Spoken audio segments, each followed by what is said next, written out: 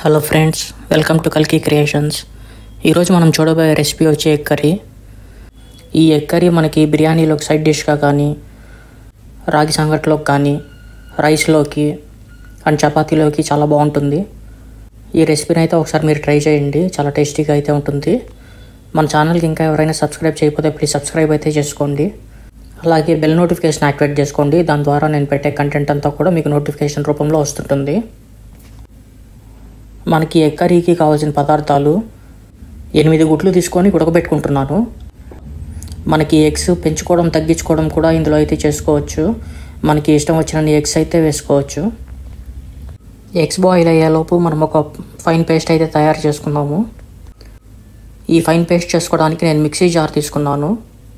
ఈ ఫైన్ పేస్ట్కి కావాల్సిన పదార్థాలు: ధనియాల పొడి 4 టేబుల్ స్పూన్స్ తీసుకుంటున్నాను, ఎండు కొబ్బరి 50 గ్రామ్స్, గసాలు 50 గ్రామ్స్. ఎండు కొబ్బరిని చిన్న పీసెస్గా చేసుకొని ఇందులో వేసుకోవాలి. మనం ఇప్పుడు ఈ మిక్సీ వేసుకుంటాం. ఇదంతా ఫైన్ పేస్ట్ లాగా వచ్చేలాగా అయితే మనం చేసుకోవాలి. మీరు మన వీడియోలో అయితే చూడొచ్చు ఎలా వస్తుందో. కొంచెం వాటర్ పోసుకొని అంత ఫైన్ పేస్ట్ లాగా అయితే చేసుకుంటున్నాను ఈ పౌడర్ని అంతా కూడా. మనకి థిక్ పేస్ట్ అయితే రెడీ అయిపోయింది ఇప్పుడు. సో ఇది తీసి మనం పక్కన పెట్టుకుంటాము. ఒక 50 గ్రామ్స్ అల్లం వెల్లుల్లి పేస్ట్ ఒక బౌల్లో తీసి పెట్టుకున్నాను. 2 medium size onions, 2 medium size tomatoes, 3 పచ్చిమిర్చీలు తీసుకున్నాను. ఇవన్నీ కూడా నేను కట్ చేసుకుంటాను ఇప్పుడు. మన వీడియోలో చూపించినట్లు చిన్న చిన్న పీసెస్గా అయితే ఈ టమాటోస్, ఆనియన్స్ అండ్ పచ్చిమిర్చీస్ కూడా కట్ చేసుకోవాలి. ఒక గిన్నె తీసుకొని స్టవ్ మీద పెట్టుకొని 100 ml ఆయిల్ పోసుకోవాలి. ఈ ఆయిల్ హీట్ అయ్యేదాకా అయితే నేను వెయిట్ చేస్తాను. ఆయిల్ అంతా కూడా బాగా హీట్ అయ్యాక పట్టా, లవంగాలు, యాలకులు ఒక 2 పీసులు తీసుకొని ఇందులో వేసుకుంటున్నాను. ఈ స్పీసెస్ అన్నీ కూడా చిటపట అనేదాకా అయితే మనం వేయించుకోవాలి. ఎప్పుడైతే ఈ స్పీసెస్ అన్నీ కూడా చిటపట అంటాయో మనం కట్ చేసి పెట్టుకున్న ఆనియన్స్ని ఈ ఆయిల్లో వేసుకుంటాము.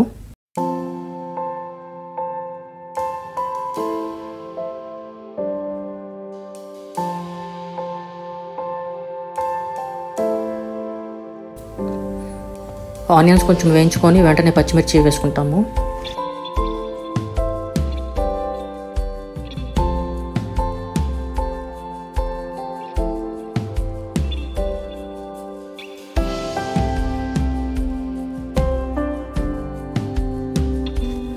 కొంచెం కరివేపాకు వేసుకుంటాం ఇప్పుడు.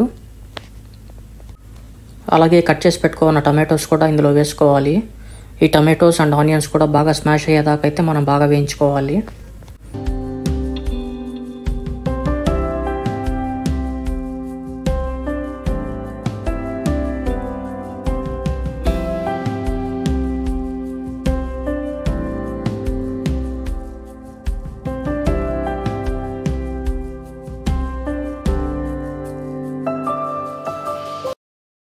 మనకి ఆనియన్స్ అంతా కూడా బ్రౌన్ కలర్గా వచ్చాయి. అలాగే టమాటోస్ కూడా బాగా స్మాష్ అయ్యాయి. సో ఎప్పుడైతే ఇలా అయిందో మనం అల్లం వెల్లుల్లి పేస్ట్ వేసుకుంటాము. మనం 50 గ్రామ్స్ అల్లం వెల్లుల్లి పేస్ట్ తీసి పెట్టుకున్నాము. అది తీసి ఇందులో వేసుకోవాలి. అల్లం వెల్లుల్లి పేస్ట్ అంతా కూడా ఇప్పుడు బ్రౌన్ కలర్కి అయితే మారుతుంది, మనం చూడొచ్చు. ఎప్పుడైతే ఈ అల్లం వెల్లుల్లి పేస్ట్ అంతా కూడా బ్రౌన్ కలర్గా మారుతుందో మనం చేసి పెట్టుకున్న థిక్ పేస్ట్ మిక్సర్ జార్లో ఉండేది మనం ఇప్పుడు వేసుకుంటాము. ఈ పేస్ట్ అంతా కూడా బ్రౌన్ కలర్కి వచ్చేదాకా అయితే మనం వేయించుకోవాలి. పచ్చి వాసన అంతా కూడా ఈ పేస్ట్ తిపోవాలి. అప్పటిదాకా మనం బాగా వేయించుకోవాలి.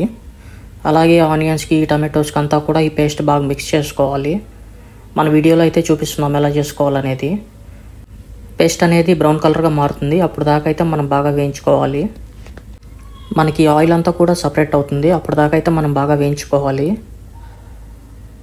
పేస్ట్ అంతా కూడా అన్ని ఇంగ్రీడియంట్స్తో బాగా మిక్స్ అయ్యి థిక్ అవుతుంది, అప్పటిదాకా మనం వేయించుకోవాలి. మన వీడియోలో అయితే చూడొచ్చు ఎలా వేయించుకుంటున్నాం అనేది.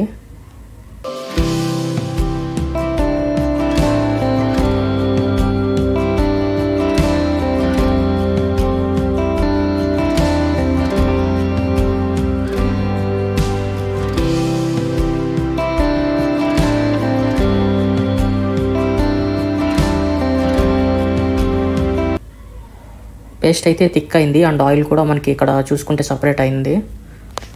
1 టీ స్పూన్ ఉప్పు, 1 టీ స్పూన్ కారం, చిటికెడు పసుపు ఇందులో వేసుకోవాలి. 1/2 టీ స్పూన్ గరం మసాలా పొడి, ఇవన్నీ వేసుకొని మనం బాగా మిక్స్ చేసుకోవాలి.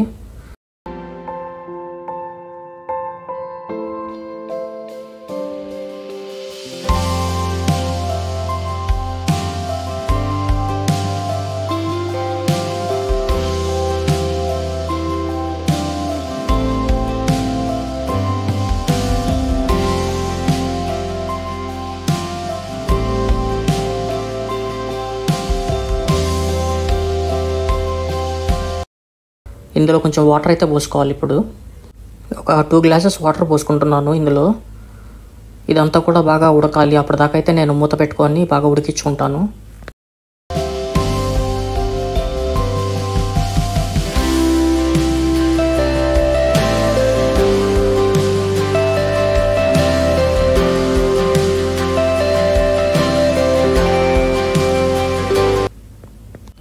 ఎప్పుడైతే బాగా ఉడుకుతుందో మనం బాయిల్ చేసి పెట్టుకున్న ఎగ్స్ని ఇప్పుడు తీసి ఇందులో యాడ్ చేసుకుంటాము.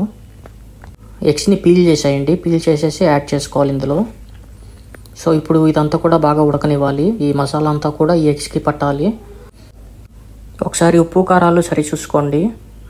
మీకు సరిపోతుందో లేదో అనేది చూసుకొని ఏదైనా తగ్గితే కొంచెం యాడ్ చేసుకోండి. కొంచెం కొత్తిమీర యాడ్ చేసుకుంటున్నాను. మీకు ఎంత చిక్కగా కావాలంటే అంత చిక్కగా ఈ కర్రీని అయితే చేసుకోవచ్చు. మీకు కర్రీ అంతా కూడా బాగా చిక్కపడేదాకా అయితే స్టవ్ మీద ఉంచండి. సిమ్లో పెట్టుకోండి, లేదంటే మీడియం ఫ్లేమ్లో ఉంచండి. కొద్దిసేపు మూత పెట్టుకోండి పైన. కర్రీ తొందరగా చిక్కపడుతుంది. నాకైతే ఈ చిక్కదనం సరిపోద్ది. నేనైతే కిందకి దించేసుకుంటున్నాను ఈ కర్రీని స్టవ్ మీద నుంచి.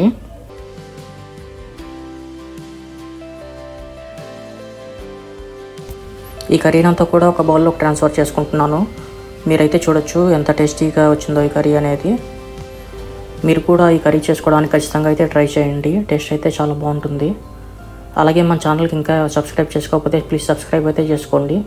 అలాగే బెల్ నోటిఫికేషన్ యాక్టివేట్ చేసుకోండి. దాని ద్వారా నేను పెట్టే కంటెంట్ అంతా కూడా మీకు నోటిఫికేషన్ రూపంలో వస్తుంటుంది. So thank you for watching this video. ఇలాంటి మరిన్ని రెసిపీస్ కోసం please like this video and subscribe to this channel. Thank you.